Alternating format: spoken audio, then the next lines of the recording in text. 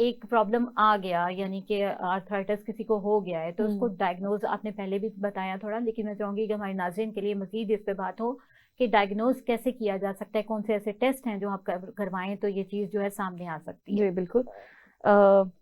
हम लोग जो है डायग्नोसिस सिम्टम्स भी हाफ में भी कर सकते हैं। पेशेंट आ रहा है हमारे पास, कंप्लेन लेके आ रहा है कि जब कभी भी मैं ये गोश्त खा लूं तो मेरे ये जोड़ों में दर्द ज्यादा हो जाती है, स्वेलिंग ज्यादा हो जाती है, यूरिक एसिड की तरफ हमारा चला जाता है ज़हन। जाहिर सी बात है कि हम यूरिक एसिड का टेस्ट करवाते हैं, साथ में कोलेस्ट्रॉल भी चेक करवा लेते हैं, क्योंकि ओबेसिटी भी उन पेशेंट्स में आ रही होती है। लेकिन ओबेसिटी नहीं भी आ रही है तो फिर भी हमें LFT, lipid profile and uric acid, ये तीनों करवाने चाहिए, क्योंकि आपका लिवर भी कहीं ना कुछ इफेक्ट हो रहा होता है। फैटी लिवर यहाँ पे तो आपके 99% जो है पाकिस्तानी अवाम में है। बिल्कुल सही बात बिल्कुल, ये आपका फैटी लिवर चल रहा होता है, ग्रेड 1 में हो या ग्रेड 2 में हो, ये डिपेंड करता है। ग्रेड 1 तो ऑलमोस्ट मिलता है, क्योंकि हमारा सेडेंट्री लाइफस्टाइल बहुत ज्यादा है। बिल्कुल। हम लोगों ने कभी ये नहीं देखा कि हम सुबह पराठा खा रहे हैं तो हम उतना आउटपुट कर भी रहे हैं कि नहीं कर रहे हैं, पराठे को यूज भी कर रहे हैं कि नहीं कर रहे हैं। लेकिन एक ट्रेंड है बना हुआ कि हमने नान और वो शोरबा और वो पाए और वो सब चीजें इतना हाई कैलोरी के साथ लेना है, लेकिन इनटेक का पता हमें आउटपुट उसका नहीं, हम लोग उस तरह से करते हैं। अच्छा, सेकंड वे में हमारे पास एक जैसे पेशेंट आ गया, उसका रूल आउट कर लिया हमने कि ना तो यूरिक एसिड है, ना इस बंदी का निकल रहा है, बंदा हो या बंदी हो जो भी है, कोलेस्ट्रॉल भी ठीक है।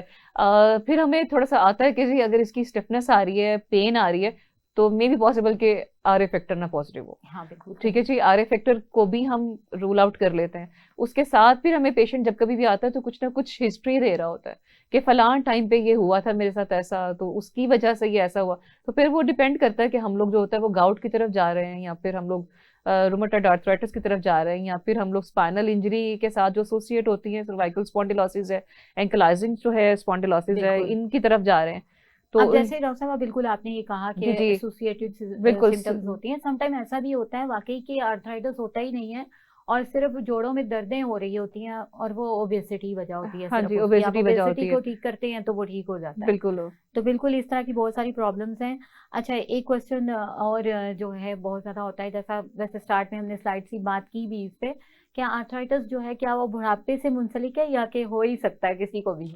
नहीं, आजकल के दौर में तो आपको आर्थराइटिस मिल रहा है, 30-40s में भी मिल रहा है, क्योंकि आपका जो लाइफ स्टाइल है। बात करते हैं वो तुम तो बूढ़े हो गए जब देखते हैं कि किसी से दर्द हो रही है, उससे उठा नहीं जा रहा, बिल्कुल, तो ये चीज कही जाती आपकी है। नी जॉइंट के साथ पेशेंट हमारे पास बहुत ज्यादा आते हैं। नी जॉइंट पेन जो है, चलने में मुश्किल हो रही है, सीढ़ियों में मुश्किल हो रही है, तो वो हमारे पास बहुत ज्यादा पेशेंट आ रहे होते हैं। हाँ, ऑस्टियोपोरोटिक चेंजेस तो जाके जाहिर सी बात है कि आफ्टर बीनोपोज ही आती हैं, स्टार्ट होती हैं, कि जब पेशेंट हमारे पास आ रहे हैं, हार्मोन्स तो खत्म हो चुके हैं आपके, वो जो मेल हो या फीमेल, जब डीजेनरेटिव चेंजेस आना शुरू हो गई हैं तो फिर आपके जॉइंट को भी इफेक्ट करती है, उसके कार्टिलेज में भी आना शुरू हो जाते हैं, क्रिस्टलाइजेशन की वजह से वो सब चीजें आती हैं। लेकिन हमें जब यंग एज में मिल रहा होता है तो फिर उसको भी रूल आउट करना पड़ता है कि आया ये हो रहा है आर्थराइटिस, तो किस वजह से हो रहा है। सही। अब समटाइम ऐसा होता है हमारे पास पेशेंट आते हैं तो उनके बहुत ज्यादा रेडनेस होती है जॉइंट्स पे ना, वो स्वेल किए होते हैं और रेडनेस बहुत ज्यादा होती है, तो वहाँ हमारी होम्योपैथी किस तरह से जो है वो काम करती है?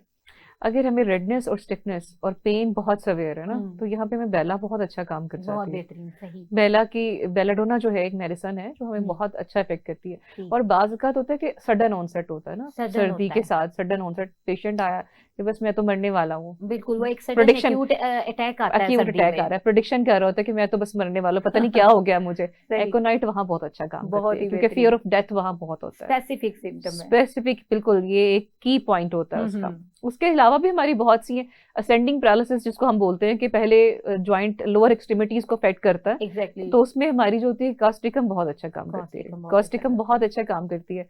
फिर जैसे जैसे हम लोग कैल्मिया बहुत हमारी अच्छी, बिल्कुल, कैल्मिया बहुत अच्छा काम करती है, बिल्कुल। लीडम में हमें डाउन जो ऊपर से नीचे की सिम्टम्स जा रही होती हैं, कैल्मिया में देखते हैं तो हमारी शुरू हुआ और होते होते पूरी बॉडी, बिल्कुल, वो कह रहा होता है कि मेरे ये इधर सर से शुरू होता है तो नीचे तक आता है, इस तरह की डॉक्टर साहब मेरे पास सेंसेशन आ रही है ना, तो फिर उसमें जो होती है ना वो डाउनवर्ड्स जा रही है ना, वो कैल्मिया बहुत अच्छा काम करती है। और लीडम बॉल भी इसी के हवाले से है। नेट्रम सल्फ हमारी बड़ी अच्छी रेमेडी है।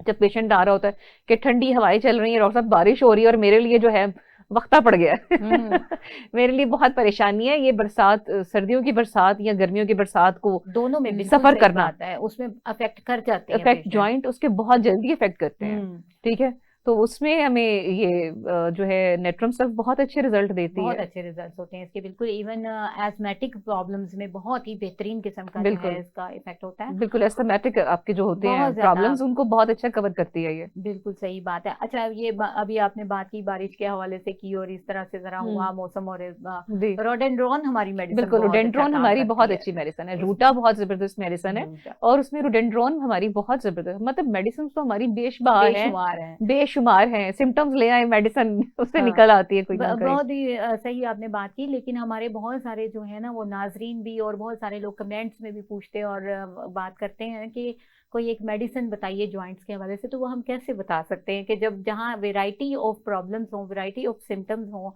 हर पेशेंट डिफर कर रहा है, वजूहात डिफरेंट हैं, तो कोई एक मेडिसिन तो नहीं डॉक्टर साहब हो सकती ना। नहीं नहीं, उसमें ये है कि आप जो जैसे हमारे खवातीन हैं स्पेशली, और जो हमारे ओल्ड एज के पेशेंट्स हैं, उनके लिए हम लोग जो होते हैं वो सॉल्ट्स जो रिकमेंड करते सॉल्ट्स हैं, होते हैं, ठीक है, बिल्कुल वो बायोकेमिक सॉल्ट्स है, वो आप लें, उसका कोई मसला नहीं है। बिल्कुल सही। मतलब वो आप जो है ये किलकेरिया सल्फ है, किलकेरिया फ्लोर है, किलकेरिया बिल्कुल। फोस है, ये कैल्शियम और फॉस्फेट्स का है, किलकेरिया फ्लोर भी है, ऐसे हम्म। ही ठीक है। ये जो सॉल्ट जब 6x में लेते हैं तो इनका कोई नुकसान नहीं है, और सही। ये फायदा भी बहुत ज्यादा देते हैं। अच्छा, मैं चाहूंगी कि इस हवाले से अब आप बताइए कि आर्थराइटिस के हवाले से हमने बात की, नाज़रीन को हमने बताया कि कहाँ पर जो है वो कौन सी खुराक प्रॉब्लम कर सकती है। जैसे आपने प्रोसेस फूड का बताया, आपने बताया कि फास्ट फूड जो है वो कोल्ड ड्रिंक्स का स्पेशली बिल्कुल बहुत ज़्यादा जो है इसमें है।